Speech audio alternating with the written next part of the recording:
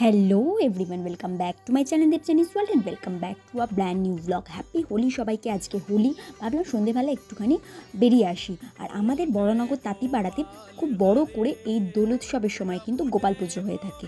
আর কত বড় গোপাল ঠাকুরের পুজো করা সেটাও তোমাদেরকে দেখাবো। তো চলো, আগে তোমাদের বাইরের ডেকোরেশনটা দেখিয়ে নিলাম, এবার তোমাদেরকে আমি ঠাকুর দর্শন করাবো।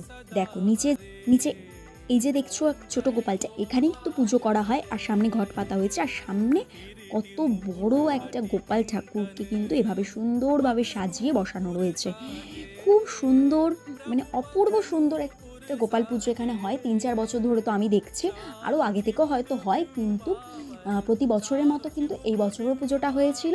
আর দোলের দিন চন্দ্রগ্রহণ ছিল, আর যাওয়া হয়ে ওঠেনি, সেই কারণে হোলির দিনই বেরিয়ে পড়লাম ঠাকুর দর্শন করতে। আর তোমাদেরকেও সাথে দেখিয়ে দিলাম।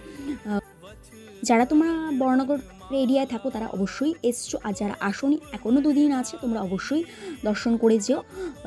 আর কি সুন্দর দেখো মালাটা পরিয়েছে, পুরো আপেল লেবু দিয়ে একটা মালা তৈরি করে পরানো হয়েছে, খুব সুন্দর। তো তারপরে চলে এসেছিলাম আমাদের এই বড়নগর স্মৃতির মোড় ঘোষপাড়াতে রয়েছে আজা হোলি ক্যাফে, যেখানে আমরা বহুবার আগে এসেছি। তো একটু কিছু খিদেও পেয়ে গেছিলো, তো সেই কারণেই আসার। তারপরে প্রায় রাত 8:30-9টা বেজেই গেছিলো, এই কারণেই অর্ডার করেছিলাম কফি আর গরম গরম স্টিম মোমো। তো এভাবেই দিনটা আজকে খুব সুন্দরভাবে কাটলো। ভিডিওটা ভালো লেগে থাকলে অবশ্যই লাইক, কমেন্ট, শেয়ার করে দিও। Good bye everyone and good night.